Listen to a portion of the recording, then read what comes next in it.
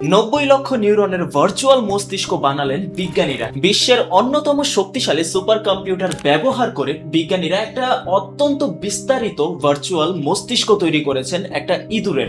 এই মডেল মানব মস্তিষ্ক বোঝা ও আলজাইমারের মতো রোগের গবেষণায় গুরুত্বপূর্ণ ভূমিকা রাখবে বলে আশা করা যাচ্ছে। যুক্তরাষ্ট্রের অ্যালেন ইনস্টিটিউট এবং জাপানের ইউনিভার্সিটি অফ ইলেকট্রো কমিউনিকেশন যৌথভাবে এই প্রকল্প পরিচালনা করছে। বাস্তব মস্তিষ্কে প্রায় 7 কোটি নিউরন থাকে, যা আকারে একটা বাদামের মতো, কিন্তু জীবন্ত মস্তিষ্কে যেমন পরীক্ষা করা কঠিন বা অসম্ভব, সেগুলো এই ভার্চুয়াল মডেলে করা যাবে বলে গবেষকরা মনে করছেন। এতে স্নায়বিক রোগ সম্পর্কে আরো গভীর ধারণা পাওয়া যাবে। এটি দেখাচ্ছে আমরা সঠিক পথে আছি।